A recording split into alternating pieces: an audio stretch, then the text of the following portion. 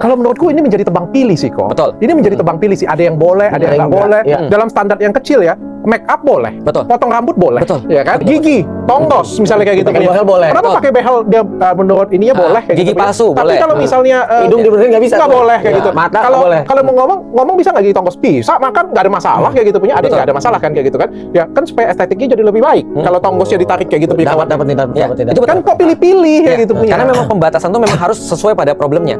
Kayak tadi misalnya, kalau misalnya dia ada problem syirik, maka dia masuk kepada problem itu, masuk kepada dalilnya. Tapi kalau dia tidak syirik, itu tidak. Sebenarnya pembahasan tentang mengubah bentuk itu masuk ke syirik atau tidak syirik. Oke, kalau aku ubah nih, aku mengubah gigiku dengan tujuan adalah aku menghargai ciptaan Tuhan. Betul. Dan supaya orang tidak bully juga gitu punya. Betul. Ini kan ciptaan Tuhan juga. Betul. Dan aku mencintai diriku sendiri sehingga aku merapikan gigiku. Dan aku melihat hidungku agak kurang baik, kantong mataku aku kelihatan, kelihatan tua sih kantong mataku kayak gitu ya. Sehingga aku akhirnya operasi supaya aku kelihatan jadi lebih segar. Ini adalah bentuk karyaku mencintai diriku. Ya. Nah, Jadi tidak syirik dong. oke, kita bahas ya satu-satu ya. Kalau ada orang misalnya contoh giginya rontok misalnya, atau giginya karena misalnya sering merokok misalnya, atau makan cuka misalnya, giginya hancur semua, ompong misalnya, terus dia memperbaiki giginya karena awal penciptanya nggak seperti itu, terus kemudian dia pasang kemudian gigi yang baru, repair, dijadiin putih, lalu kemudian dilurusin dan segala macam, maka ini memang sudah seharusnya dia tidak mengubah ciptaan apapun dong sebenarnya. Kalaupun tonggos awalnya, ya tonggos itu kan karena aktivitas juga ya, ada yang karena aktivitas juga, ada karena penciptaan, terus dirapiin karena urusan, dia bilang, iya aku memang pengen ini untuk urusan medis, walaupun ini memang secara estetika memperbaiki, tapi ini adalah alasan utamanya adalah alasan medis, maka itu nggak ada masalah. Tapi kalau hidung dan segala macam, kalau kemudian itu diperbaiki, soalnya dia bilang gini,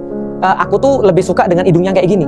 Padahal Allah sudah ngasih hidung tuh ya, hidungmu ya kayak gini. Atau bisa gampangnya gini ya, orang Cina itu rata-rata kayaknya nggak ada yang mancung gitu kan ya. Kalau yang mancung kan orang-orang Kaukasian dan segala macam, orang-orang Arab dan seterusnya. Nah, itu dia pengen jadi kayak gitu. Artinya ada sesuatu yang bergeser di kepalanya. Standar beauty itu harus begini, standar bagus harus begini.